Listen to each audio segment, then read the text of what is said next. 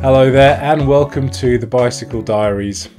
Here we are, it's the final week before Christmas, and as you can imagine things are starting to wind down a little bit on the cycling front, but at the same time they're also starting to get slightly busier on the domestic front as we prepare for the big day. In addition to that, things are also getting a little bit more complicated with the COVID situation here in the UK. If you live here, you'll know that the government has recently introduced a fourth tier to our system, and if you live in tier 4, things there are pretty tough. Now, at the moment, I officially live in tier 2, so I'm pretty free to do quite a lot of things, including cycling. But the rub there is that the border between where I live in tier 2 and tier 4 is literally only 600 meters down the road, so it does make things a little bit more challenging, but I don't think it has any great implications on my cycling, other than the fact that I'm probably not going to actually cycle through any of the tier 4 areas.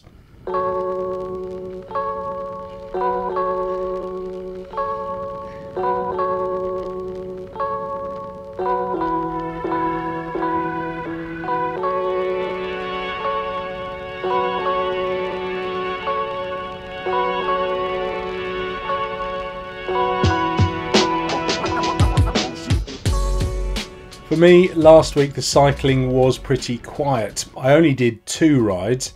The first one of those was last Tuesday when I went out and I tried to do a ride on the Bunsbenton Hoe route, but unfortunately had a couple of punctures. And if you'd like to see that in a bit more detail, I've made a ride vlog showing you the whole thing. So that's published and live now on YouTube, and I'll leave a card to that at the end of this vlog.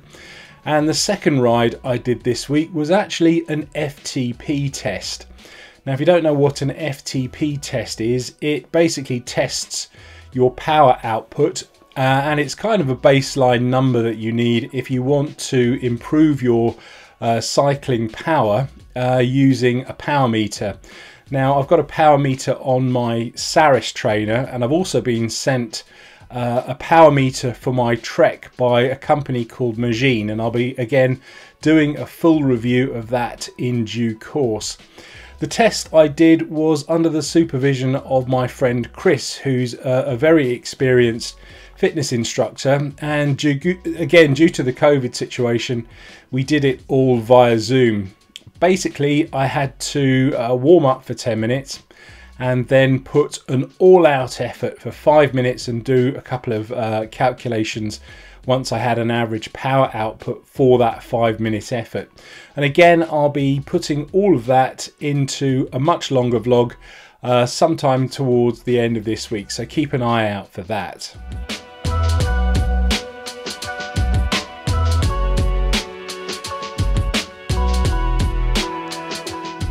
Seeing as we are approaching the end of the year, and this is going to be the last Bicycle Diaries vlog that I'll do before Christmas Day, I thought it would be a good opportunity to reflect on 2020.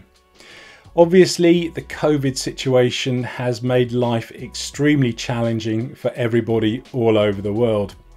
For me personally, the big effect it's had on me is basically my employment. If you don't already know, I earn a living as a freelance cameraman, but due to COVID, the long and the short of it is that I've only done literally 2 days work as a freelance cameraman all year, and instead I've been relying on government grants for self-employed people. On a positive note, it has been pretty good for my cycling. It's given me plenty of free time to vlog and develop the channel. Plus, when the UK went into lockdown at the end of March, and we stayed in lockdown for about 3 months, The cycling was really good because there were virtually no cars on the road, the air quality was fantastic, and the weather was just beautiful. So the cycling was pretty much as perfect as you could get. On the downside though, the COVID situation did mean that a lot of the cycling events were cancelled, so particularly things like the Isle of Wight Randonnée and the London Prudential 100.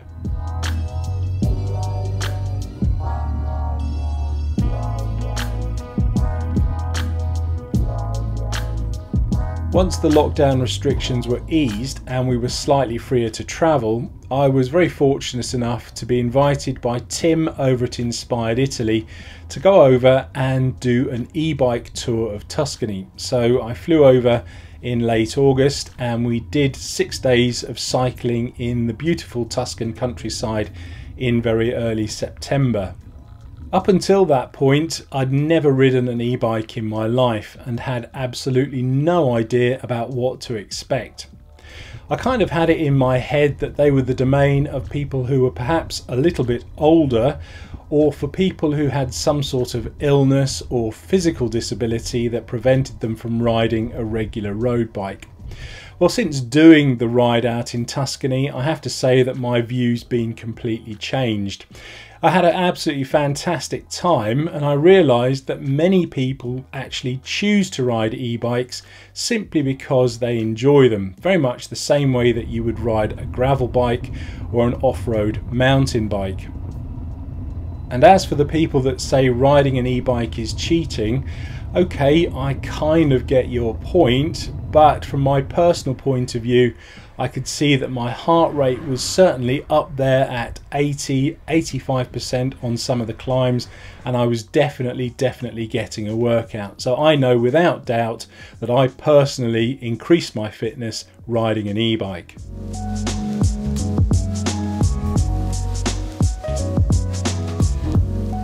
A couple of months ago, I was also fortunate enough to be sent my first ever smart trainer by my friends over at Raleigh. They sent me the Saris H3 smart trainer, and since then I've been using it to do my Zwift rides and indeed the FTP test that I did last Friday. So using that has been quite an experience, and also seeing my power numbers has been very eye-opening. And like I say, now that I've got my FTP figure, that's going to form the basis of all the training that I'm going to be doing next year.